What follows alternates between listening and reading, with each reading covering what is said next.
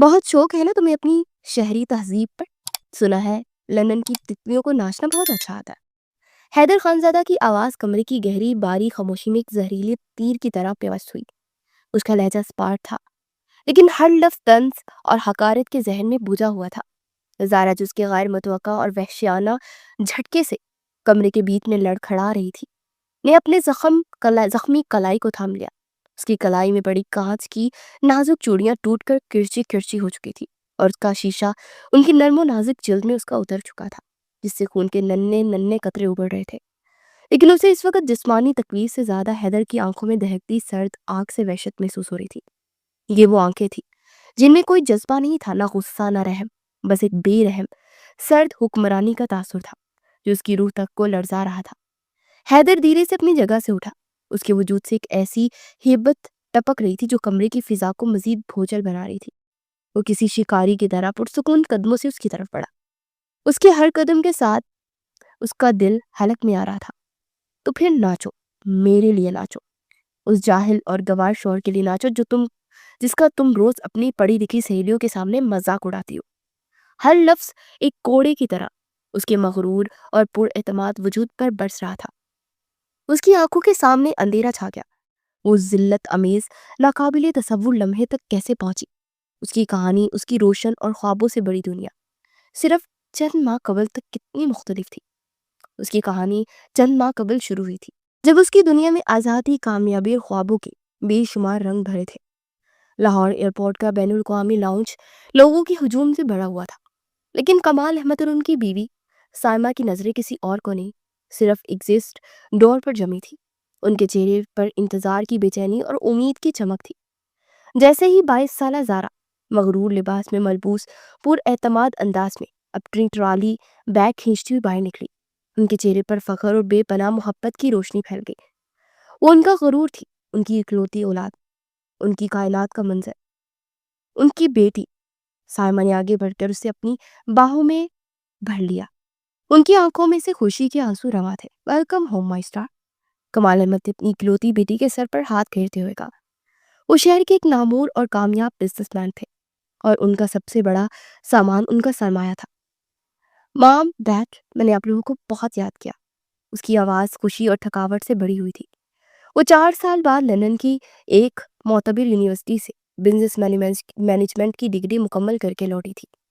اس کی آنکھوں میں مستقبل کے لیے بڑے بڑے منصوبے اور خواب تھے۔ اگلے چند دن جشن، دعوتوں اور خوشیوں میں گزرے۔ پھر ایک شام جب وہ اپنی کامیابیوں کے نشے میں چور تھی، اس کے دادا حشمت خانزادہ گاؤں مہرپور سے ان کے گھر تشریف لائے۔ وہ خاندان کے بزرگ تھے، ایک ایسی شخصیت جس کا حکم حرف آخر سمجھا جاتا تھا۔ ان کا وجود ایک پرانے برگد کے درخت کی طرح تھا، جس کی جڑیں روایات اور انا میں بہت گہری تھی۔ کمال احمد جو اپنے والد کے اکلوتے چھوٹے بیٹے تھے، شہر آ کر بے پناہ کامیاب تو ہو گئے تھے، لیکن آج بھی اپنے والد کے سامنے ان کی آواز دب جاتی تھی۔ ان کی شہری کامیابی حشمت خانزادہ کی دیہاتی انا کے سامنے بے معنی تھی۔ حشمت خانزادہ کا بڑا بیٹا یعنی حیدر کا باپ گاؤں میں ہی رہا اور جوانی میں ہی وفات پا گیا، جس کے بعد حیدر کی ذمہ داری بھی ان پر آ گئی۔ رات کے کھانے پر جب سب خوشگوار موڈ میں تھے، دادا نے اپنی مخصوص روبدار اور گہرے لہجے میں بات شروع کی۔ کمال، اب تمہاری بیٹی کی ذمہ داری پوری ہوئی، تم نے اسے پڑھا لکھا کر قابل بنا دیا، اب میری ذمہ داری شروع ہوتی ہے۔ کمال احمد نے ناسمجھی سے انہیں دیکھا۔ جی ابا جی، میں نے تمہیں تمہارے تایا زاد کے بھائی کے بیٹے حیدر کے لیے اس کا رشتہ بچپن میں ہی مانگ دیا تھا، یہ میرا وعدہ تھا۔ حیدر اب 26 سال کا ہو گیا، اپنے باپ کے مرنے کے بعد اس نے اکیلے زمینیں سنبھالی، وہ ہمارا مان ہے، ہمارا زمیندار۔ اب وقت آ گیا کہ یہ شادی کر دی جائے۔ کمرے میں ایک دم سناٹا چھا گیا، جیسے کسی نے ہوا سے ساری آکسیجن کھینچ لی ہو۔ ان کے ہاتھ سے چمچ گر کر پلیٹ سے ٹکرایا اور ایک ناگوار آواز پیدا ہوئی۔ کیا یہ اب کیا کہہ رہے ہیں دادا جان؟ اس کی آواز میں صدمہ اور بے یقینی تھی۔ یہ ناممکن ہے، میں حیدر سے شادی نہیں کر سکتی۔ اور وہ کیوں؟ دادا نے سرد مہری سے جواب دیا۔ ان کی آنکھوں میں کوئی حیرت نہیں تھی، جیسے وہ اس جواب کے لیے پہلے سے تیار تھے۔ وہ کھڑی ہو گئی۔ کیوں؟ آپ مجھ سے پوچھ رہے ہیں کیوں؟ دادا جان، میں لندن سے پڑھ کر آئی ہوں، میری سوچ، میری دنیا، میرے خواب سب کچھ مختلف ہے۔ حیدر وہ گاؤں میں رہتا ہے، کھیتی باڑی کرتا ہے، ہمارا کوئی جوڑ نہیں ہے۔ میں اپنی پوری زندگی ایک ایسے شخص کے ساتھ نہیں گزار سکتی جس سے میں ذہنی طور پر جڑ ہی نہ سکوں۔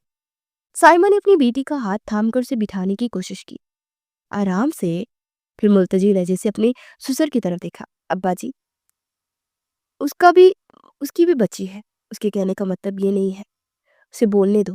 دادا نے ہاتھ اٹھا کر انہیں روک دیا۔ میں بھی تو سنوں، شہر کی ہوا نے اسے کیا سکھایا ہے؟ ان کا غصے اور بے بسی سے ان کے ہاتھ کانپ رہے تھے۔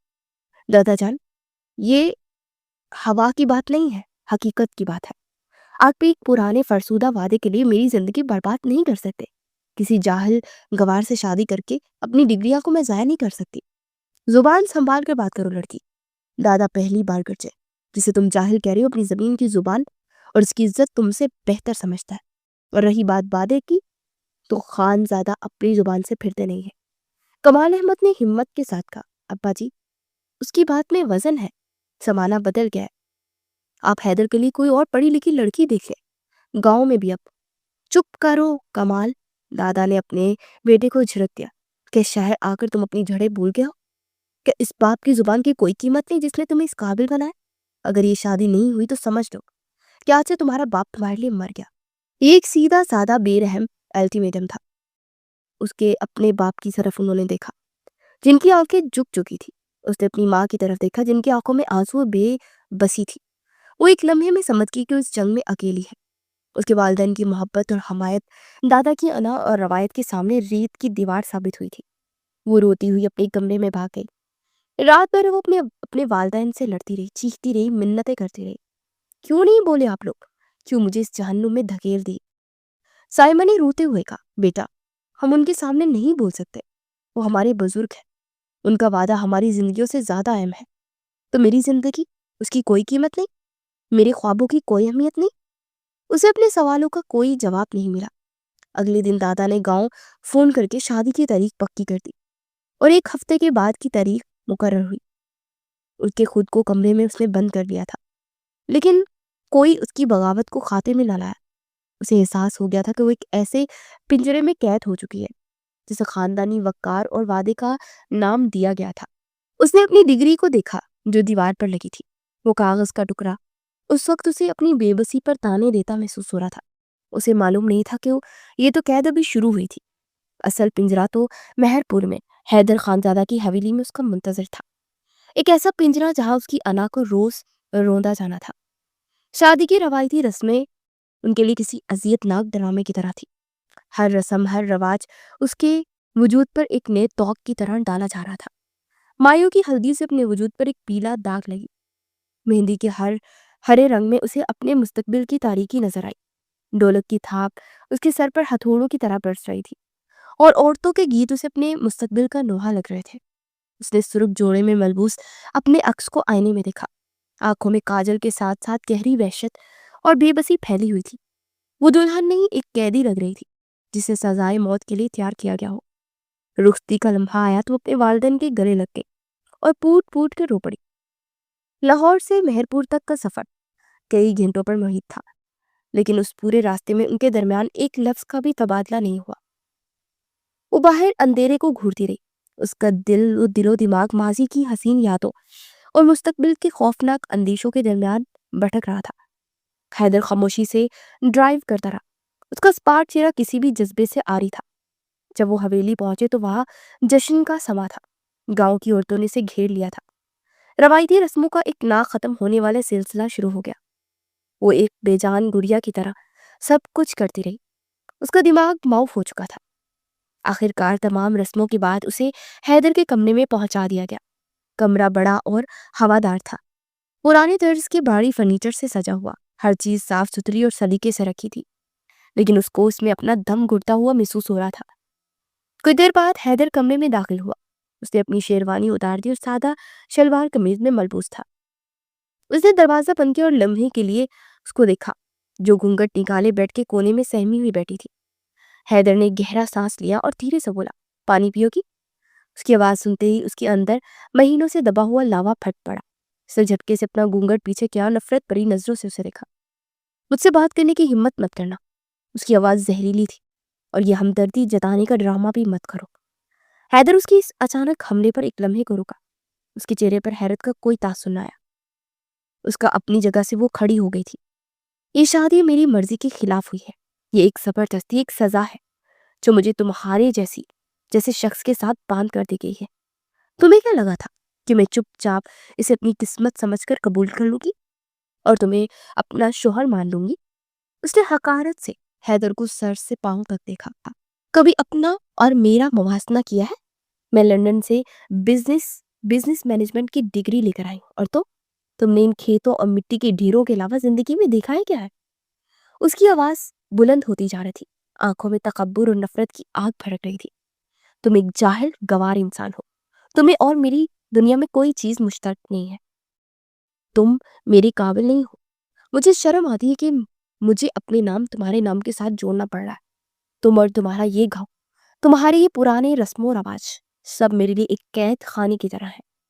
وہ بولتی رہی اور اپنے دل کا سارا غبار نکالتی رہی.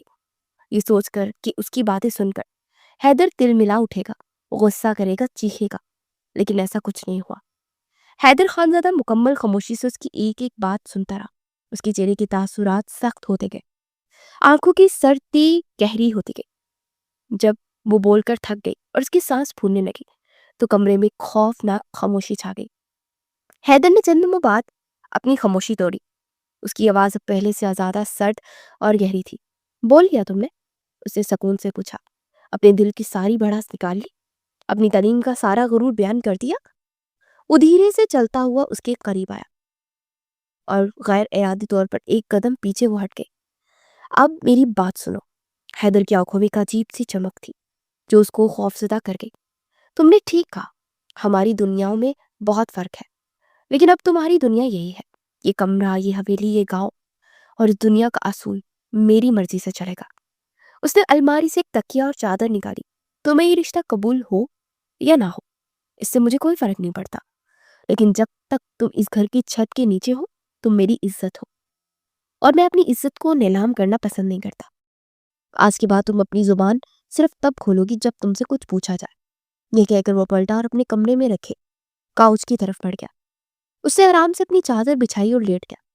اس نے اس کی طرف پلٹ کر بھی نہیں دیکھا تھا، جیسے اس کا وجود اس کمرے میں کوئی اہمیت ہی نہ رکھتا ہو. اس کے اپنی جگہ پر ساکت وہ کھڑی رہ گئی تھی. یہ کیا ہوا تھا؟ اس نے سوچا تھا کہ ایک دیہاتی مرد اس کی انگریزی اور تانوں سے مرعوب ہو جائے گا یا غصے میں آ کر کوئی حماقت کر بیٹھے گا، لیکن اس شخص نے تو کمال سرد مہری سے اسی ساری بغاوت کا گلا گھونٹ دیا تھا. شادی کی پہلی رات اس کے لیے درمیان کھڑی ہونے والی دیوار اگلی صبح مزید اونچی اور مضبوط ہو گئی. اس کا بوجھ بن کر دیر سے وہ سو کر اٹھی تھی. یہ اس کی خاموش بغاوت کا پہلا قدم تھا. جب وہ کمرے سے باہر نکلی تو حویلی میں زندگی کی گہما گہمی شروع ہو چکی تھی. حیدر ناشتہ کر کے کھیتوں کے لیے نکل چکا تھا، جیسے اس کا وجود اس کے لیے کوئی معنی ہی نہیں رکھتا. صحن میں حیدر کی پھپھی اور 2 کزنز ناشتے کے برتن سمیٹ رہی تھی. انہوں نے اس کو دیکھا تو ان کی نظروں میں ایک واضح ناگواری تھی، جیسے اس نے محسوس کیا لیکن دیدہ دلیری سے نظر انداز کر دیا. ارے بیٹیا، اٹھ گئی آپ؟ پھپھو نے طنزیہ لہجے میں کہا. شہر کی لڑکی ہے، دیر سے ہی اٹھتی ہے. اس نے کوئی جواب دینا مناسب نہیں سمجھا. وہ سیدھی میز پر بیٹھ گئی. ایک ملازمہ اس کے لیے ناشتہ لے آئی. اس نے ناشتہ کیا اور واپس اپنے کمرے میں آ کر ایک کتاب کھول کر بیٹھ گئی، یہ تاثر دیتے ہوئے کہ اسے اس گھر کے کسی کام یا کسی فرد سے کوئی دلچسپی نہیں. یہ سلسلہ اگلے کئی دن تک چلتا رہا. 1 ہفتے بعد حیدر کے صبر کا پیمانہ لبریز ہو گیا. اس رات جب وہ کمرے میں آیا تو وہ بیڈ پر بیٹھی ایک انگریزی ناول پڑھ رہی تھی. اس گھر کے کچھ اصول ہیں. حیدر کی سنجیدہ آواز کمرے میں گونجی.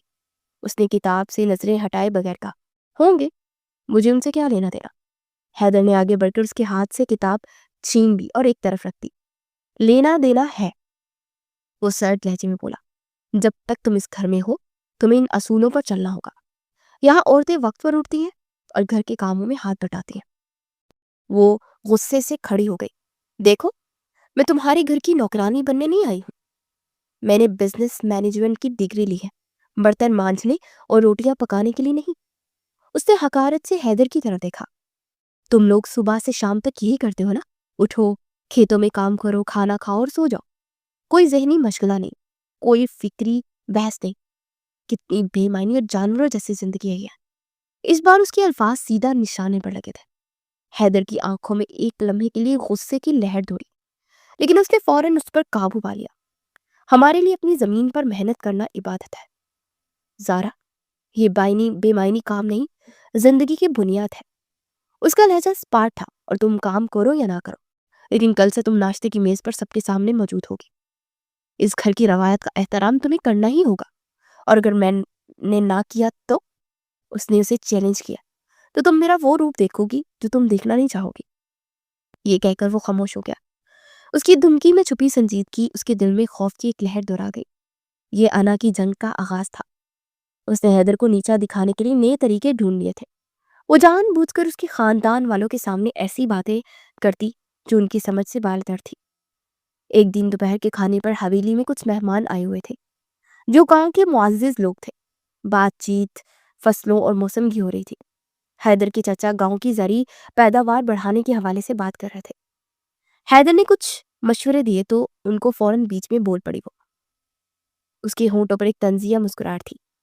دراصل صرف کھاد اور پانی سے پیداوار نہیں بڑھتی، آپ لوگوں کو فصلوں کی ترتیب بدلنے اور پیداوار کو بہتر بنانے کی حکمت عملیوں پر کام کرنا چاہیے۔ اس کے علاوہ اگر آپ ایک بہترین ترسیل کا نظام بنا لیں تو سرمایہ کاری پر منافع کافی بہتر ہو سکتا ہے۔ اس نے جان بوجھ کر پیچیدہ اردو اصطلاحات کا استعمال کیا۔ سارے مہمان اور گھر والے ایک دوسرے کا منہ تکنے لگے۔ ماحول میں ایک عجیب سی خاموشی چھا گئی۔ ان کو لگا جیسے اس نے اپنی ذہانت کا سکہ بٹھا کر حیدر کو سب کے سامنے شرمندہ کر دیا ہے۔ حیدر کا چہرہ غصے سے سرخ ہو گیا، لیکن اس نے مہمانوں کے سامنے کچھ نہیں کہا۔ وہ خاموشی سے کھانا کھاتا رہا، لیکن اس کی آنکھوں میں اپنے لیے طوفان پلتا ہوا وہ صاف دیکھ سکتی تھی۔ اس رات جب وہ کمرے میں آئے تو ماحول میں شدید تناؤ تھا۔ حیدر نے دروازہ بند کیا اور گھوم کر اس کو دیکھا جو بے نیازی سے بال سنوار رہی تھی۔ تمہاری ہمت کیسی ہوئی میرے بزرگوں کے سامنے میری تذلیل کرنے کی؟ حیدر کی آواز خطرناک حد تک دھیمی اور سرد تھی۔ اس نے لاپرواہی سے کندھے جھکائے۔ تذلیل؟ میں نے تو صرف ایک مفید مشورہ دیا تھا۔ اگر آپ جاہل لوگوں کو میری باتیں سمجھ ہی نہیں آئی تو اس میں میرا کیا قصور؟ یہی تو فرق ہوتا ہے ایک تعلیم یافتہ اور ایک ان پڑھ شخص میں۔ یہ آخری جملہ فیصلہ کن تھا۔ حیدر تیزی سے آگے بڑھ اس کا بازو اپنی فولادی گرفت میں لے لیا۔ درد کی ایک لہر اس کے پورے وجود میں دوڑ گئی۔ تم نے آج اپنی آخری حد بھی پار کر دی ہے، حیدر نے اس کی آنکھوں میں جھانکتے ہوئے کہا۔ اس کی آواز میں غصہ نہیں بلکہ ایک حتمی فیصلہ تھا۔ تم میری بیوی ہو، صرف اسی لیے میں اب تک تمہیں برداشت کر رہا ہوں، لیکن اب بس، اب میں تمہیں سکھاؤں گا کہ اس گھر میں کیسے رہا جاتا ہے۔ اس نے ایک جھٹکے سے اس کا بازو چھوڑا اور پلٹ کر کاؤچ پر بیٹھ گیا۔ اس کا بازو وہ سہلاتی اسے دیکھتی رہی۔ آج پہلی بار اسے حیدر کی آنکھوں میں محض غصہ نہیں بلکہ ایک سرد ارادہ نظر آیا تھا، ایک ایسا ارادہ جس نے اس کے دل میں حقیقی خوف پیدا کر دیا تھا۔ حیدر کی اس رات کی دھمکی کے بعد حویلی پر ایک انجانا خوف سکوت طاری ہو گیا تھا۔ اس نے خود کو مکمل طور پر اپنے کمرے تک محدود کر لیا تھا۔ اس کے دل میں خوف کے ساتھ ساتھ ایک انجانا سا خوف بھی بیٹھ گیا تھا۔ کچھ دن بعد حویلی میں حیدر کی کزن کی شادی کی تقریبات شروع ہو گئی۔ گھر میں مہمانوں کی آمد اور گہما گہمی بڑھ گئی۔ وہ سب سے الگ تھلگ رہنے کی کوشش کرتی، لیکن حیدر کی پھپھی نے اسے صاف لفظوں میں کہہ دیا تھا کہ خاندان کی بڑی بہو ہونے کے ناطے اسے ہر رسم میں شریک ہونا پڑے گا۔ مہندی کی رات صحن کو گیندے کے پھولوں اور رنگ برنگی روشنیوں سے سجایا گیا تھا۔ ڈھولک کی تھاپ پر لڑکیاں روایتی گیت گا رہی تھی اور رقص کر رہی تھی۔ اس وقت سب سے الگ وہ کرسی پر بیٹھی بیزاری سے یہ سب دیکھ رہی تھی۔ اس کے لیے یہ سب دیہاتی اور غیر محسب تفریح تھی۔ تبھی چند کزنز اس کے پاس آ گئی۔ بھابھی، آپ ایسے چپ چاپ کیوں بیٹھی ہیں؟ چلے نا آپ بھی ڈانس کریں۔ اس نے فوراً سے انکار کیا۔ نہیں، مجھے یہ سب پسند نہیں ہے۔ ارے ایسے کیسے؟ آپ تو شہر سے ہی ہیں، آپ کو تو ہم سے اچھا ڈانس آتا ہوگا۔ ہم بھی تو اپنے سٹیپس سکھائے نا۔ ایک لڑکی نے شوخی سے اس کا ہاتھ پکڑ کر کھینچتے ہوگا۔ اس نے ارد گرد دیکھا۔ مرد حضرات حویلی کے دوسرے حصے میں تھے اور یہاں صرف عورتیں تھیں۔ ایک لمحے کے لیے اس کے اندر کی وہ پرانی پر اعتماد روح جاگ اٹھی۔ اسے لگا کہ یہ حیدر کو دکھانے کا اچھا موقع ہے کہ وہ اس کی دھمکیوں سے ڈرنے والی نہیں ہے۔ موسیقی کی تھاپ اور لڑکیوں کے اصرار پر وہ اپنی جگہ سے اٹھ کھڑی ہوئی۔ اس نے جیسے ہی رقص کرنا شروع کیا، سب کی نظریں اس پر جم سی گئی۔ اس کے انداز میں نفاست اور شہری انداز کی وہ حدت تھی جو گاؤں کی لڑکیوں نے پہلے کبھی نہیں دیکھی تھی۔ وہ ایک لمحے کے لیے اپنی ساری اذیت، اپنی قید اور حیدر کا خوف بھول گئی، तालियों की गूंज में उसे अपनी जीत और बढ़तरी का एहसास हुआ। वो नहीं जानती थी कि बरामदे के अंधेरे में खड़ा एक वजूद खामोशी से ये सब देख रहा है, और उसकी आंखों में तहसीन नहीं बल्कि एक सर्द आग भड़क रही थी। हैदर ने उसे अपनी धमकी की खुली खिलाफ वर्जी करते देखा और उसका चेहरा सख्त हो गया। रात को जब उसने अपने कमरे में आई तो उसका मूड कदरे बेहतर था। उसे लग रहा था कि उसने आज सब पर अपनी बढ़तरी साबित कर दी है।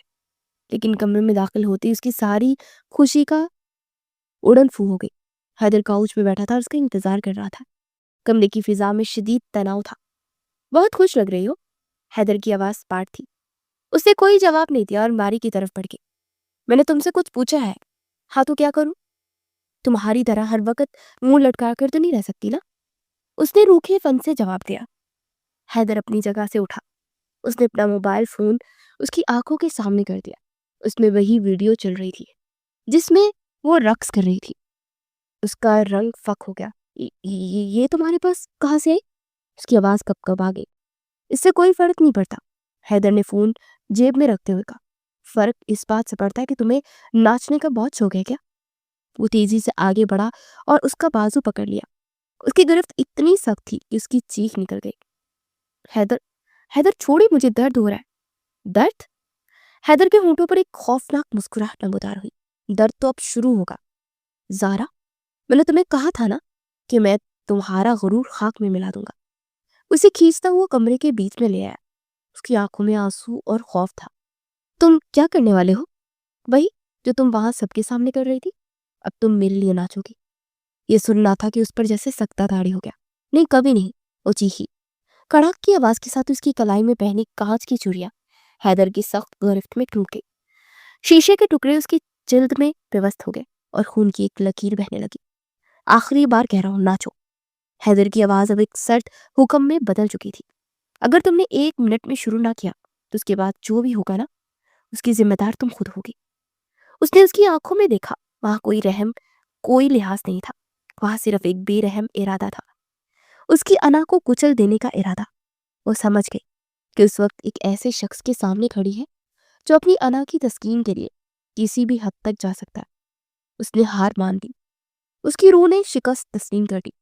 कांपते, लरसते कदमों और आंसू से भीगे चेहरे के साथ उसने नाचना शुरू किया। ये रक्स नहीं था, ये उसकी जिल्लत थी, ये उसकी तौहीन का जश्न था। हर कदम एक सिसकी था, हर हरकत एक मातम। वो नाचती रही और हैदर खानजादा काउच पे बैठकर खामोशी से उसे देखता रहा। उसकी आंखों में ना फतह थी, ना खुशी, ना गुस्सा, बस एक सर्द गहरा सकूत था जो उसको ये एहसास दिला रहा था कि आज उसकी अना का नहीं बल्कि उसके पूरे वजूद का रक्स से जिल्लत हो रहा है। उस रात होने वाली जिल्लत अमेज रक्स ने उसके अंदर कुछ तोड़ दिया था। उसकी बुलंद आवाज बगावत एक सर्द गहरी नफरत में बदल गई। वो जिंदा लाश की तरह हवेली में घूमती। उसकी आंखों में ना अब तकब्बुर था, ना गुस्सा, बस एक खालीपन और बेहिसी थी। उसने हैदर से बात करना मुकम्मल तौर पर तर्क कर दिया। उनका कमरा अब दो दुश्मनों का बनकर बन चुका था, जबकि जहां रात की खामोशी में सिर्फ एक दूसरे की सांसों की आवाजें सुनाई देती, जो किसी भी गुफ्तगू से ज्यादा भारी और तकलीफदा थी। हैदर ने उसकी उस तब्दीली को महसूस किया। उसके टूटे हुए गुरूर से अपनी अना को तस्कीन तो चाहता था, लेकिन उसकी ये पथराई हुई खामोशी उसे बेचैन करने लगी थी। वो गुस्सा, चीखों पुकार और लड़ाई की तहका कर रहा था, लेकिन उसका ये रवैया उसके लिए गायब मुतवक्का था। कभी कभी रात को जब वो सो रही होती तो हैदर उसे देखता। उसके चेहरे पर आंसुओं की खुश्क निशान और नींद में एक बेसुकूनी का तासुर उसके दिल में एक अनजानी सी चुभन पैदा करता। क्या वो वाकई बहुत ज्यादा सख्त हो गया था? ये ख्याल उसके जहन में आता, लेकिन उसकी अना फौरन से उसे झटकती थी। दिन गुजरते जा रहे थे। एक दोपहर वो बरामदे में बैठी थी जब हवेली के मुलाजमों के चंद बच्चे शोर मचाते हुए वहां खेलने लगे। वो गांव के स्कूल से अपना काम करके लाए थे और अब एक दूसरे से अंग्रेजी के कुछ अल्फाज पर बहस कर रहे थे। नहीं, हाथी को ऐसे नहीं कहते, एक बच्चा दूसरे से कह रहा था। उसने बेजारी से उनकी तरफ देखा। उनकी मासूमाना जहालत पर उसे तरस भी आया और एक तरह की बर्तरी का एहसास भी हुआ। वो खामोश रही, लेकिन जब एक छोटी सी बच्ची रूहालसी होकर उसके पास हुई और अपनी कापी उसकी आगे करती हुई बोली, तो वो ना चाहते हुए भी खुद को रोक ना पाई। बाजी, मास्टर जी ने ये नया सबक दिया है, मुझे पढ़ना नहीं आ रहा। اس نے کاپی پر نظر ڈالی۔ وہ بچوں کی ایک نظم تھی۔ ایک لمحے کے لیے اس کے اندر کی استاد، اس کے وجود کا وہ حصہ جسے علم سے محبت تھی، جاگ اٹھا۔ اس نے نرمی سے اس بچی کو اپنے پاس بٹھایا اور اسے نظم پڑھانے لگی۔ اس کی آواز میں نہ سختی تھی نہ نفرت۔ دیکھتے ہی دیکھتے دوسرے بچے بھی اس کے گرد جمع ہو گئے۔ ان کی کاپیوں پر جھکی، ان کے تلفظ کو درست کرتی، ان کی چھوٹی چھوٹی غلطیوں پر مسکراتی۔ تقریباً 1 گھنٹے تک وہ دنیا مافیا سے بے خبر ان بچوں کو پڑھاتی رہی۔ اسے 1 گھنٹے میں اس کے چہرے پر مہینوں بعد ایک حقیقی ہلکی سی مسکراہٹ آئی۔ حیدر جسے کسی کام سے وقت سے پہلے حویلی لوٹ آیا تھا، دور ستون کی اوٹ پہ کھڑا یہ سارا منظر دیکھ رہا تھا۔ اس کا روپ دیکھ رہا تھا جو اس نے پہلے کبھی نہیں دیکھا تھا۔ نہ وہ مغرور شہر کی لڑکی تھی، نہ اس کی ٹوٹی ہوئی خاموش بیوی۔ اس وقت وہ صرف ایک ذہین اور شفیق استاد تھی جس کی آنکھوں میں علم کی چمک تھی۔ حیدر کو پہلی بار احساس ہوا کہ اس کی تعلیم صرف قانون کا نام نہیں بلکہ اس کی شخصیت کا ایک خوبصورت حصہ بھی ہے۔ اس کے دل میں پہلی بار اس کے لیے نفرت اور غصے کے علاوہ کوئی اور جذبہ پیدا ہوا، ایک ایسا پیچیدہ جذبہ جسے وہ خود بھی کوئی نام نہ دے سکا۔ اس واقعے نے حیدر کو بدلنے پر مجبور کر دیا۔ وہ کچھ کرنا چاہتا تھا، شاید اپنے کیے کا ازالہ، یا شاید اس نے تعلق کو قائم کرنے کی کوشش۔ اگلے دن وہ شہر گیا اور اس کے لیے کچھ مہنگی جدید ناولوں کے ساتھ ساتھ کمرے کے ایک نئے واٹر فلٹر بھی خرید دیے۔ یہ اس کی طرف سے امن کا ایک خاموش پیغام تھا، اس کی انا کے اظہار کا ایک اناڑی طریقہ۔ اس نے خاموشی سے وہ چیزیں کمرے میں میز پر رکھ دی، یہ سوچ کر کہ شاید اس کو دیکھ کر وہ کچھ نرم پڑ جائے۔ لیکن جب اس نے وہ کتابیں اور فلٹر دیکھا تو اس کے دل میں نرمی کے بجائے شکوک و شبہات نے جنم لیا۔ رات کو جب حیدر کمرے میں آیا تو اس کی لائی ہوئی چیزوں کے پاس وہ کھڑی تھی۔ یہ سب کیا ہے؟ اس کی آواز میں وہی پرانی سرد مہری تھی۔ حیدر نے اس کی طرف دیکھے بغیر کہا، تمہارے لیے ہے، تم ہر وقت پڑھتی رہتی ہو نا؟ تو سوچا۔ اس کے ہونٹوں پر ایک زہریلی مسکراہٹ ابھری۔ واہ حیدر خان زادہ، آخر کار اپنی قیدی کا خیال آ ہی گیا، یا میرے زخموں پر نمک چھڑکنے کا کوئی نیا طریقہ ہے؟ اس نے ایک کتاب اٹھائی۔ تمہیں کیا لگا یہ چند کتابیں دے کر تم مجھے خرید لو گے؟ میری تذلیل کا ازالہ کر دو گے؟ زارا میں بس… حیدر نے کچھ کہنا چاہا لیکن اس نے اسے بولنے نہیں دیا۔ مجھے تمہاری ان جاہلانہ ہمدردیوں کی ضرورت نہیں ہے، وہ چیخی۔ مجھے ان کتابوں سے زیادہ اپنی وہ آزادی عزیز ہے جو تم نے مجھ سے چھین لی ہے۔ یہ کہہ کر اس نے غصے سے ساری کتابیں میز پر نیچے فرش پر گرا دی۔ حیدر اپنی اس کوشش کی یوں تذلیل پر بھڑک اٹھا۔ اس کی آنکھوں میں دوبارہ وہی پرانی سختی اور غصہ لوٹ آیا۔ تم جیسی عورت شاید اسی سلوک کے لائق ہے، وہ غصے سے کہہ رہا تھا اور کاؤچ پر جا کر لیٹ گیا۔ اس کی محبت کی کچی ڈور، اس کے احساس جرم کا نازک دھاگا، اس کی نفرت نے ایک ہی جھٹکے میں سے توڑ دیا تھا۔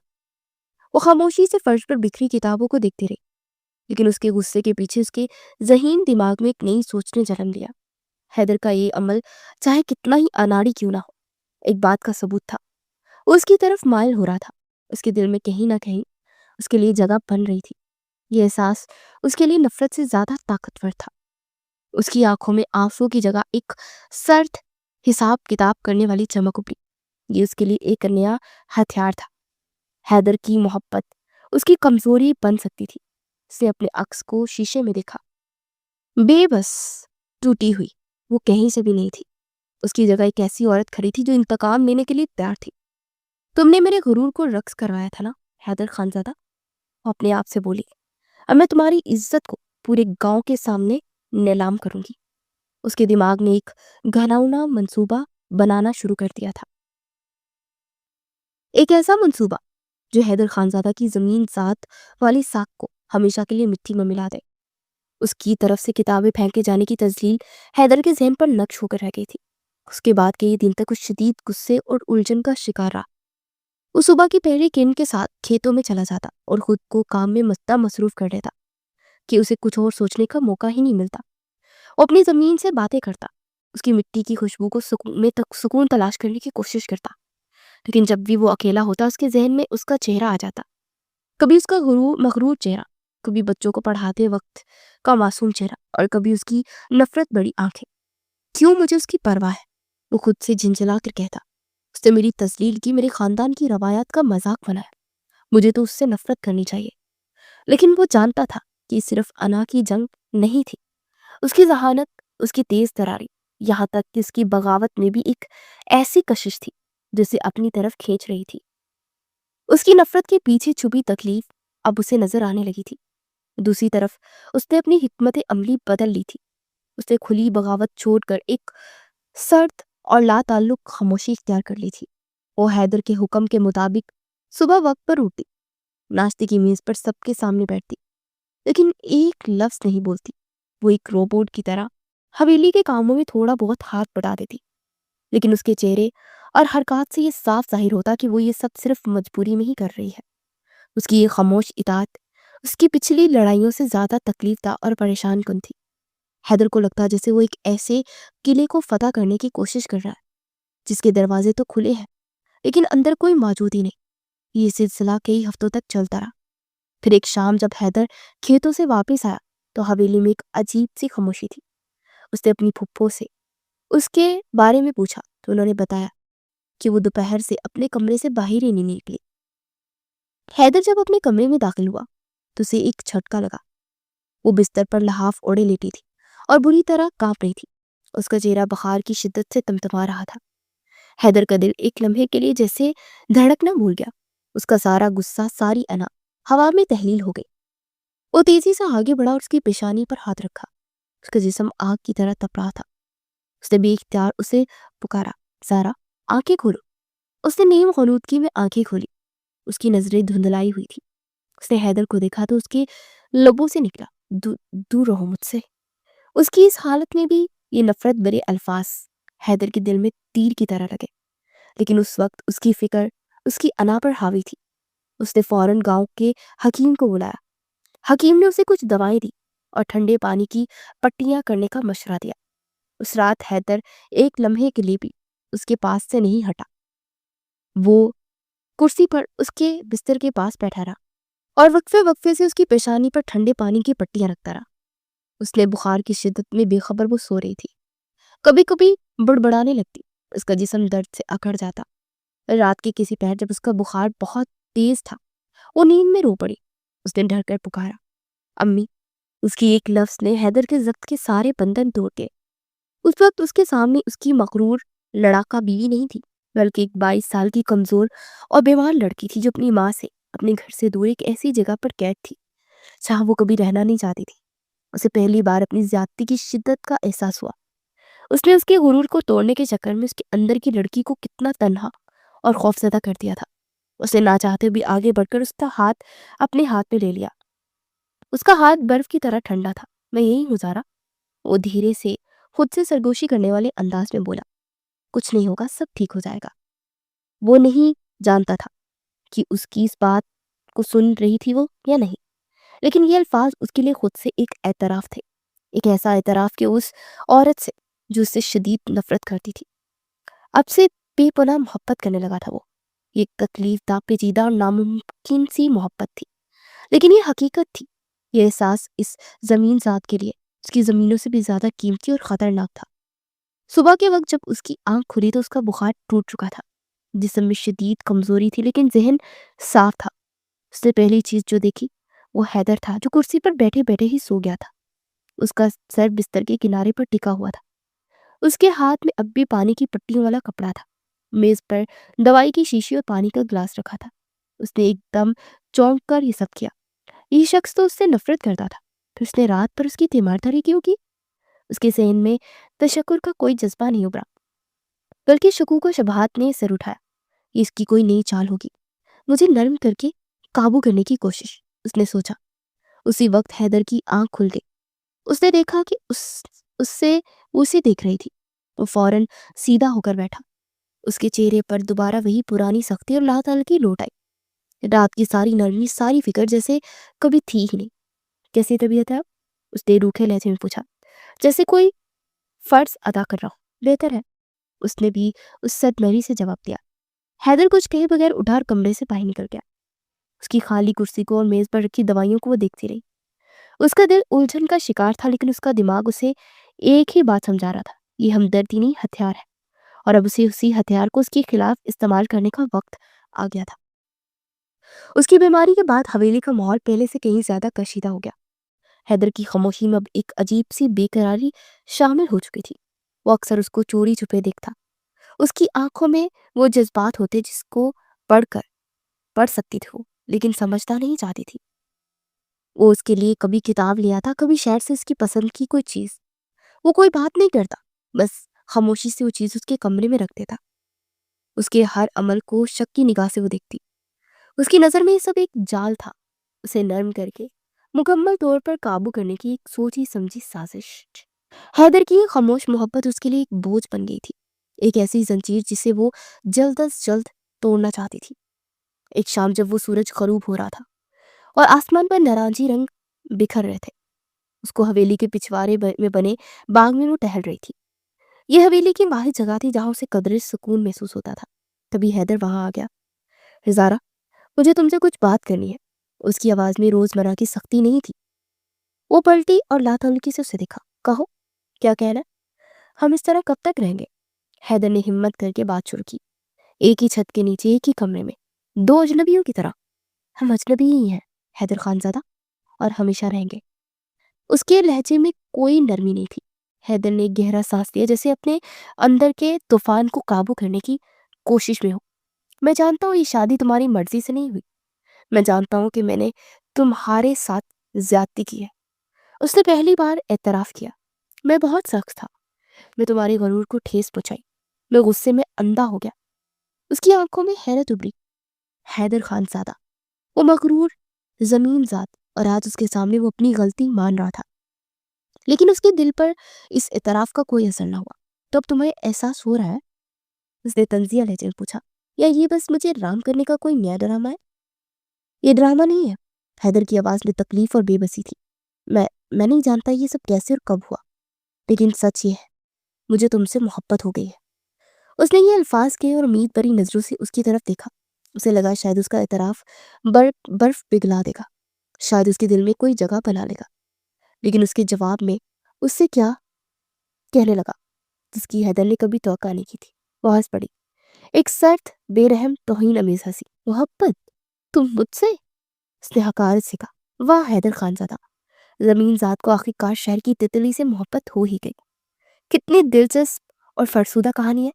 اس کے قریب آئی، اس کی آنکھوں میں آنکھیں ڈال کر بولی، لیکن تم نے ایک بات غلط سمجھی حیدر، محبت برابر والوں میں ہوتی ہے، اور تم اپنی اس دیہاتی سوچ اور محدود دنیا کے ساتھ کبھی میرے برابر نہیں ہو سکتے۔ حیدر کا چہرہ فک ہو گیا۔ اس کے الفاظ زہریلے تیروں کی طرح اس کے دل میں پیوست ہو رہے تھے۔ تم نے مجھے پنجرے میں قید کیا، مجھے جانوروں کی طرح ناچنے پر مجبور کیا، میری روح کو ذلیل کیا، اور اب تم سمجھتے ہو کہ محبت کے دو لفظ بول کر تم اپنے سارے گناہ دھو دو گے؟ اس کی آواز میں شدید نفرت تھی۔ ایک بات کان کھول کر سن لو، میں تم سے نفرت کرتی ہوں، تمہاری شکل سے، تمہاری اس حویلی سے، تمہاری اس پسماندہ سوچ سے، ہر چیز سے۔ تمہاری یہ محبت میرے لیے کسی گالی سے کم نہیں۔ اس نے اپنے دل کا سارا زہر اگل دیا تھا۔ حیدر ساکت کھڑا اسے دیکھتا رہا۔ اس کے چہرے پر غصہ نہیں بلکہ گہری ناقابل بیان تکلیف اور شکست کے تاثرات تھے۔ اس کی محبت کا پہلا اور آخری اظہار بری طرح ٹھکرا دیا گیا تھا۔ وہ کچھ کہے بغیر ٹوٹے ہوئے قدموں سے وہاں سے پلٹ گیا۔ اس نے اسے جاتے ہوئے دیکھا۔ اس کے لبوں پر ایک فاتحانہ سرد مسکراہٹ تھی۔ اس نے آج حیدر کو جذباتی طور پر توڑ دیا تھا، بالکل ویسے جیسے حیدر نے اسے جسمانی اور ذہنی طور پر توڑا ہے۔ لیکن وہ جانتی تھی کہ یہ کافی نہیں ہے، یہ تو محض شروعات تھی۔ وہ اپنے کمرے میں واپس آئی، اس کا ذہن تیزی سے کام کرنے لگا۔ حیدر کو سب سے زیادہ عزیز کیا ہے؟ اس کی زمین نہیں، اس زمین سے جڑی اس کی عزت، اس کی وہ ساکھ جو اسے گاؤں والے کی نظر میں زمین ذات بناتی ہے۔ اس نے میز سے کاغذ اور قلم اٹھایا۔ اس کی آنکھوں میں خطرناک چمک تھی۔ اب میں تمہیں وہ زخم دوں گی جو کبھی نہیں بڑھے گا حیدر خان زادہ، اس نے خود سے کہا۔ اس نے کاغذ پر لکھنا شروع کیا، گاؤں کی فلاح و بہبود کے لیے تقریب۔ اس کے دماغ میں منصوبے کی تفصیلات واضح ہوتی جا رہی تھی۔ شہر سے زرعی ماہرین اور میڈیا کو دعوت، گاؤں کی پسماندگی پر پریزنٹیشن، مقامی قیادت یعنی حیدر کی نااہلی کا ذکر، فنڈز کی کمی کا رونا، اور ایک ایسا سٹیج وہ سجا رہی تھی جہاں وہ حیدر خان زادہ کی عزت اور قابلیت کا جنازہ پورے گاؤں کے سامنے نکالنے والی تھی۔ وہ سب کو یہ دکھانا چاہتی تھی کہ ان کا یہ ہیرو، ان کا زمین ذات دراصل گاؤں کی ترقی کی راہ میں سب سے بڑی رکاوٹ ہے۔ تم نے میری انا کو سب کے سامنے نچایا تھا، اس کی سرگوشی میں زہر تھا۔ اب میں تمہاری عزت کو سرعام نیلام کر دوں گی، یہ ہوگا میرا اصلی بدلہ۔ حیدر کے اعتراف محبت کو ٹھکرانے کے بعد اس نے اپنی پوری توجہ اپنے انتقام کے منصوبے میں مرکوز کر دی تھی۔ اس نے حیرت انگیز طور پر ایک بدلی ہوئی مثبت شخصیت کا روپ دھار لیا۔ وہ صبح سویرے اٹھتی، گھر والوں کے ساتھ ناشتہ کرتی اور حیدر کی پھپھی اور کزنز کے ساتھ گھلنے ملنے کی کوشش کرتی۔ اس کی اس اچانک تبدیلی پر سب حیران تھے، لیکن خوش بھی تھے کہ آخرکار شہر کی بہو نے گاؤں کے ماحول کو قبول کر ہی لیا۔ صرف حیدر تھا جو اس کے اس نئے روپ کے پیچھے چھپے طوفان کو محسوس کر سکتا تھا۔ ایک دن ناشتے کی میز پر جب سب موجود تھے، اس نے اپنی تجویز پیش کی۔ دادا جان، چاچا جی، میں اتنی دنوں سے سوچ رہی تھی کہ میں اپنی تعلیم کو گاؤں کے لیے کیسے استعمال کر سکتی ہوں۔ اس کے لہجے میں بناوٹی خلوص اور سنجیدگی تھی۔ میں چاہتی ہوں کہ ہم گاؤں کی بھلائی کے لیے ایک تقریب کا اہتمام کریں۔ ہم شہر سے زراعت اور تعلیم کے ماہرین کو بلائیں تاکہ وہ یہاں کے لوگوں کو ایک نئے طریقے سکھا سکیں۔ اس گاؤں کی ترقی ہوگی اور لوگوں کا بھلا ہوگا۔ دادا اور حیدر کے چاچا اس کی بات سن کر بہت متاثر ہوئے۔ ماشاءاللہ بیٹی، یہ تو بہت اچھا خیال ہے۔ چچا بولے، پڑھی لکھی بہو ہونے کا یہی تو فائدہ ہے۔ کیوں حیدر، تم کیا کہتے ہو؟ حیدر جو خاموشی سے اس کو دیکھ رہا تھا، اس کی آنکھوں میں چھپی شیطانی چمک کو صاف پڑ سکتا تھا۔ اس سب کی کوئی ضرورت نہیں ہے، گاؤں میں سب ٹھیک چل رہا ہے۔ اس نے اسپارٹ لہجے میں کہا، ارے نہیں بیٹا، تبدیلی ہمیشہ اچھائی کے لیے ہوتی ہے۔ دادا نے فیصلہ سنا دیا۔ وہ کہتی ہے ویسا ہی کرو، تم اس کا ساتھ دو۔ حیدر خاموش ہو گیا۔ اسے سب کے سامنے مجبوراً رضامند ہونا پڑا۔ اس کی پہلی جیت ہو چکی تھی۔ اگلے 2 ہفتے اور اگلی دن رات ایک اس نے کر دیا۔ ایک انتہائی قابل مینیجر تھی وہ، اور اس نے اپنی تمام صلاحیتیں اور تقریب کو کامیاب بنانے میں جھونک دی۔ وہ فون میں شہر میں ایک رابطوں سے بات کرتی رہی اور مہمانوں کی فہرست بناتی رہی اور تقریب کی ہر چھوٹی بڑی تفصیل خود دیکھتی رہی۔ گھر والے اس کی لگن دیکھ کر حیران تھے، اس کی تعریف کرتے نہیں تھکتے تھے۔ حیدر اسے دور سے دیکھتا رہتا، اس کا دل کسی اندیکھے خوف سے دھڑکتا۔ ایک رات اس نے اس کو روک ہی لیا۔ یہ سب کیا ڈرامہ ہے زارا؟ تمہارا اصلی مقصد کیا ہے؟ اس نے پلٹ کر اسے دیکھا۔ اس کے ہونٹوں پر ایک میٹھی زہریلی مسکراہٹ تھی۔ ڈرامہ؟ کیوں حیدر؟ میں تو بس اپنے شوہر کی گاؤں کی مدد کرنے کی کوشش کر رہی ہوں۔ آپ کو تو خوش ہونا چاہیے کہ آپ کی جاہل بیوی آخرکار آپ کے کسی کام آ رہی ہے۔ اس کا طنزیہ جواب حیدر کے سارے شکوک کو یقین بدل گیا، لیکن وہ بے بس تھا۔ اس کے پاس کوئی ثبوت نہیں تھا۔ وہ اب گھر میں کوئی اس کی بات پر یقین کرنے والا نہیں تھا۔ آخرکار تقریب کا دن آ گیا۔ حویلی کے ساتھ والے بڑے میدان میں ایک شامیانہ لگایا گیا۔ گاؤں کے تمام بڑے بوڑھے کسان اور معززین موجود تھے۔ حیدر کو خاندان کا سربراہ ہونے کی حیثیت سے اگلی صف میں بٹھایا گیا۔ شہر سے آئے ماہرین نے تقاریر کی، جدید کھیتی باڑی کے طریقوں سے بات کی۔ ماحول بہت مثبت تھا۔ پھر آخر میں ان کے کلمات ادا کرنے کے لیے اسٹیج پر آئی۔ وہ پر اعتماد اور حسین لگ رہی تھی۔ اس نے اپنی تقریر کا آغاز سب کا شکریہ ادا کر کے کیا۔ اس کا لہجہ نرم اور شائستہ تھا۔ میں جب یہاں شہر سے آئی تو میں نے دیکھا کہ یہاں کے لوگ کتنے مختے ہیں اور زمین کتنی زرخیز ہے۔ میرے دل میں خیال آیا کہ اتنی صلاحیتوں کے باوجود ہم ترقی کی دوڑ میں پیچھے کیوں ہیں۔ مجمع خاموشی سے اس کی بات سن رہا تھا۔ میں نے گاؤں کا جائزہ لیا۔ میں نے دیکھا کہ یہاں آج بھی پینے کا صاف پانی بہت سے گھروں کو میسر نہیں، لڑکیوں کی تعلیم کے لیے ایک مناسب اسکول تک نہیں ہے، اور ہمارے کسان آج بھی وہی پرانے طریقے استعمال کر رہے ہیں جو ان کے باپ دادا کرتے تھے۔ اس کی آواز میں اب دکھ کا عنصر شامل ہو گیا۔ پھر اس نے اپنا اصل وار کیا۔ دوستوں، مسئلہ وسائل کا نہیں ہے، مسئلہ سوچ کا ہے۔ مسائل دور اندیشی کی کمی کا ہے۔ جب مقامی قیادت اتنی تنگ نظر ہو کہ وہ نئی سوچ اور جدید طریقوں کو اپنانے سے خوفزدہ ہو تو ترقی کیسے ممکن ہے؟ یہ کہتے اس نے ایک لمحے کے لیے حاضرین میں بیٹھے حیدر کی طرف دیکھا۔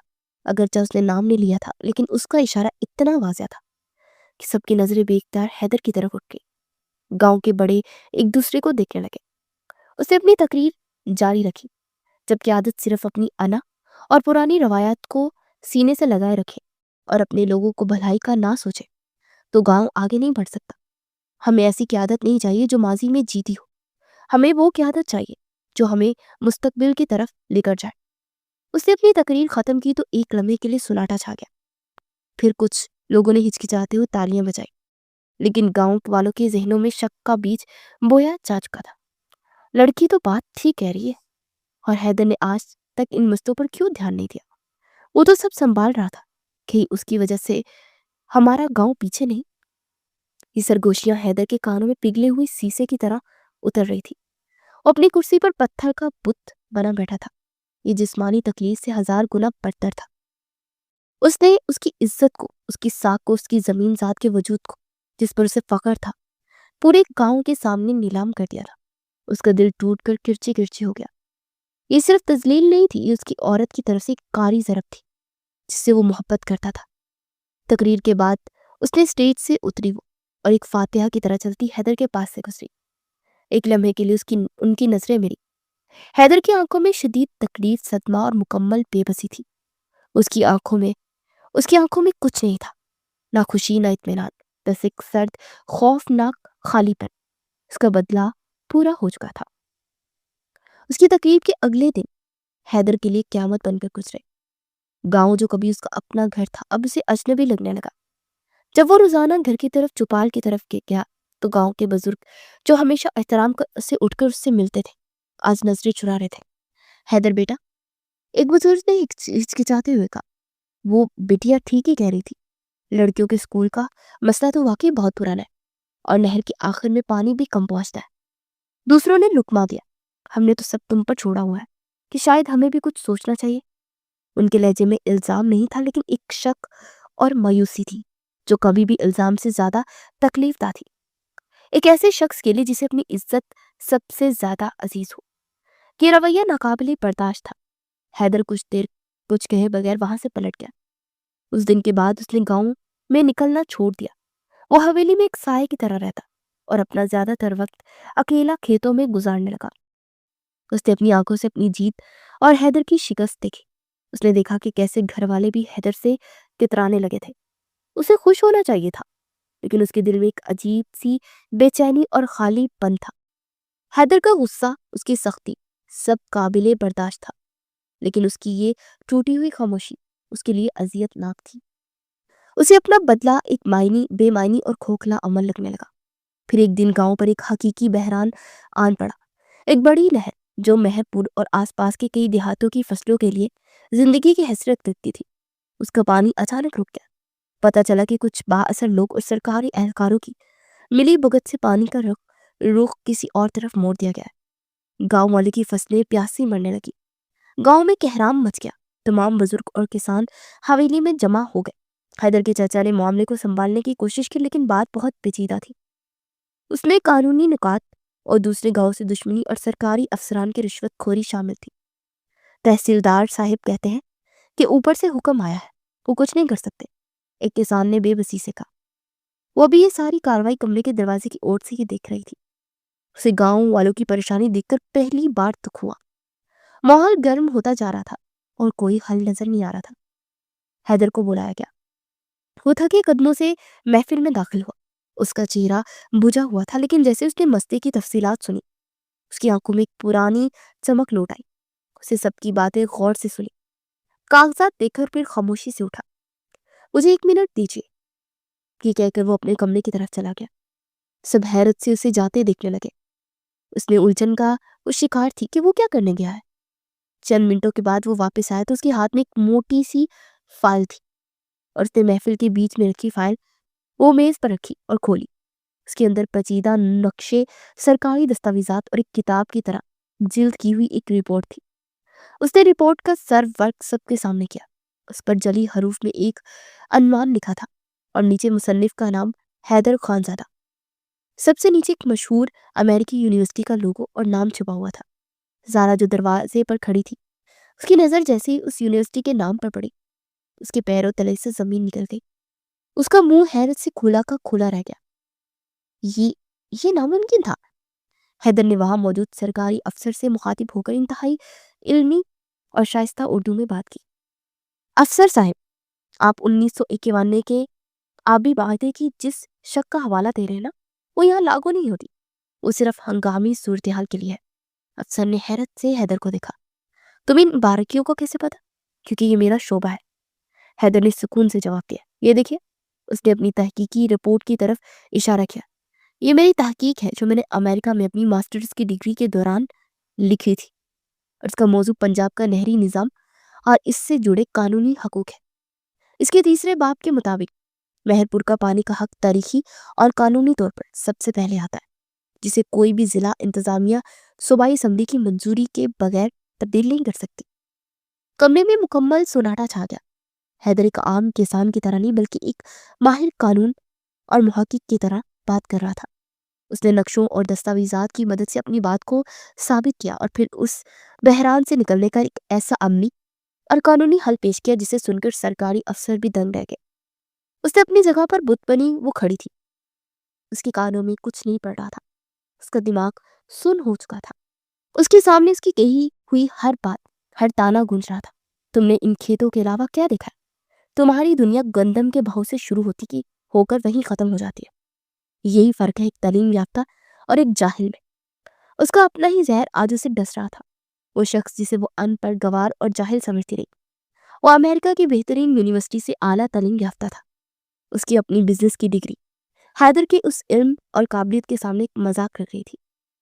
اس کی وہ تقریر جس سے وہ اسے بڑا فخر تھا، آج اسے دنیا کی سب سے بڑی جہالت محسوس ہو رہی تھی۔ اس نے حیدر کی قابلیت پر نہیں بلکہ اپنی بے خبری اور اندھے تعصب کی بنیاد پر اس کی عزت کو نیلام کر رکھا تھا۔ شرمندگی اور پچھتاوے کی ایک ناقابل برداشت بوجھ نے اس کی روح کو کچل کر رکھ دیا۔ اس کی آنکھوں سے آنسو بہنے لگے۔ وہ ایک نئے حیدر خانزادہ کو دکھ رہی تھی جو اعتماد اور علم کے ساتھ پورے گاؤں کی تقریر کا فیصلہ کر رہا تھا، اور اسے احساس ہو رہا تھا کہ قید میں حیدر نہیں بلکہ وہ خود تھی، اپنی انا کی، اپنے جھوٹے غرور کی اور اپنی جہالت کی قید میں۔ حقیقت کے اس آئینے نے اس کے وجود کو کرچی کرچی کر دیا تھا۔ جس شخص کو اپنی سب سے بڑی شکست سمجھ رہی تھی، اس کی زندگی کی سب سے بڑی حقیقت بن کر سامنے آیا تھا۔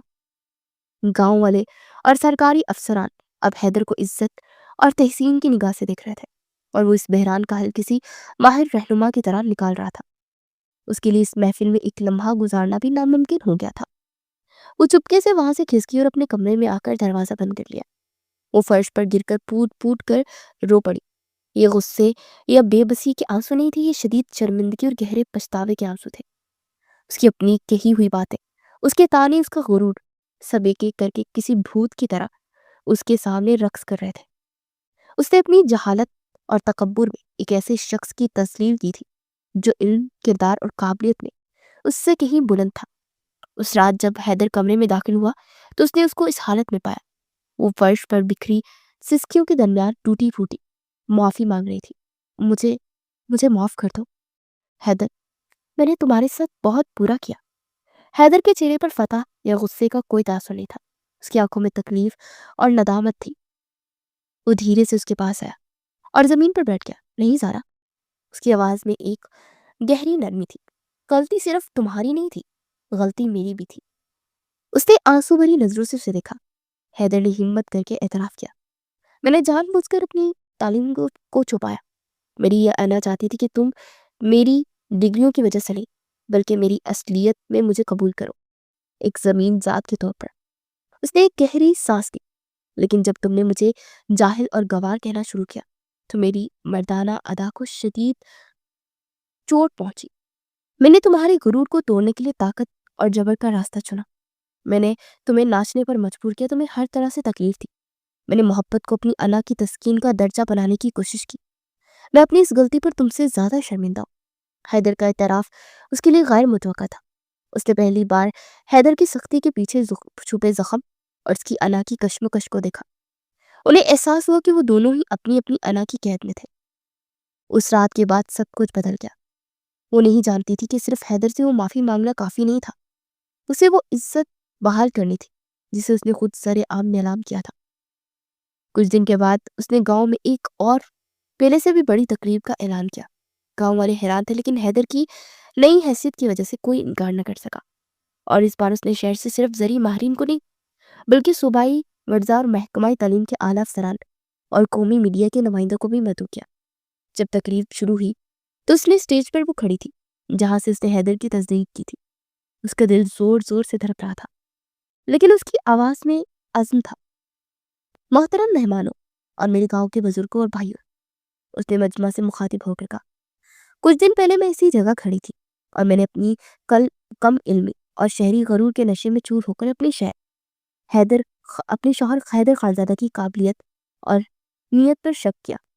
میں نے انہیں کہوں کہ پسماندگی کا ذمہ دار ٹھہرایا۔ مجمع میں مکمل خاموشی چھا گئی۔ آج میں یہاں آپ سب کے سامنے اپنی سنگین غلطی کا اعتراف کرتی ہوں اور معافی مانگنے آئی ہوں۔ اس کی آواز بھر آ گئی۔ سچ یہ ہے کہ ہم سب کی سوچ سے کہیں زیادہ خوش قسمت ہے کہ حیدر خانزادہ جیسا شخص ہمارا رہنما ہے۔ سچ یہ ہے کہ انہوں نے امریکہ کی بہترین یونیورسٹی سے اعلیٰ تعلیم صرف اس لیے حاصل کی تاکہ وہ کسی ملٹی نیشنل کمپنی میں نوکری کرنے کے بجائے واپس اپنی مٹی اور اپنے لوگوں کی خدمت کر سکے۔ پھر اس نے مجمع کو اور سب کو منصوبے دکھائے جو حیدر نے گاؤں کے لیے سالوں پہلے بنا رکھے تھے۔ پینے کے صاف پانی کا پلانٹ، لڑکیوں کے لیے ایک ہائی اسکول کا خاکہ، کسانوں کے لیے ایک امدادی سوسائٹی کا منصوبہ۔ یہ وہ خواب جو حیدر خانزادہ نے مہر پور کے لیے دیکھے ہیں۔ اس نے فخر سے کہا، اور آج میں وعدہ کرتی ہوں کہ میں اپنی بزنس کی ڈگری اور تمام صلاحیتیں ان کی ان خواب کو پورا کرنے میں لگاؤں گی۔ اس اعلان کے بعد پورا پنڈال تالیوں سے گونجا اور حیدر خانزادہ زندہ باد کے نعروں سے گونج اٹھا۔ حیدر جو مجمع میں کھڑا تھا اپنی آنکھوں میں آئی نمی کو روک نہ سکا۔ اس نے آج نہ صرف اس کی کھوئی ہوئی عزت بحال کی تھی بلکہ اسے پہلے سے کہیں زیادہ بلند کر دیا تھا۔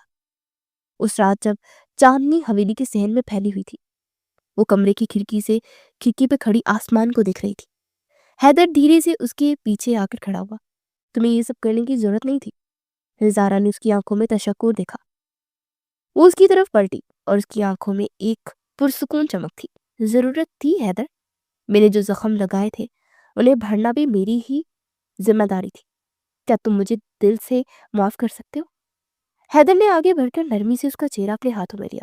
اور کیا تم مجھے معاف کر سکی؟ میں تمہیں وہ عزت اور محبت نہیں دی جو تمہارا حق تھا۔ الفاظ ختم ہو گئے۔ ان کی آنکھوں نے ایک دوسرے سے وہ ساری باتیں کہہ دی جو زبان ادا نہیں کر سکتی تھی۔ دونوں نے اپنی غلطیوں کا اعتراف کر کے ایک دوسرے کو معاف کر کے اپنی انا کی قید کو توڑ دیا۔ ہماری شروعات بہت غلط تھی، حیدر نے سرگوشی کی، لیکن کیا ہم آج سے ابھی سے ایک نئی اور سچی شروعات کر سکتے ہیں، عزت، بھروسے اور محبت کے ساتھ؟ اس نے جواب میں کچھ نہیں کہا، بس اپنی نم آنکھیں بند کر کے اس بات میں سر ہلا دیا۔ حیدر نے دھیرے سے اس کی پیشانی پر اپنے لب رکھ دیے۔ یہ ان کے رشتے کا پہلا پاکیزہ اور سچا لمحہ تھا۔ زمین ذات کو آخرکار کی زمین مل گئی تھی۔ حیدر نے اسے اپنی باہوں میں بھرتے ہوئے کہا۔ چاندنی رات میں وہ دونوں ایک دوسرے کے وجود میں سکون تلاش کر رہے تھے۔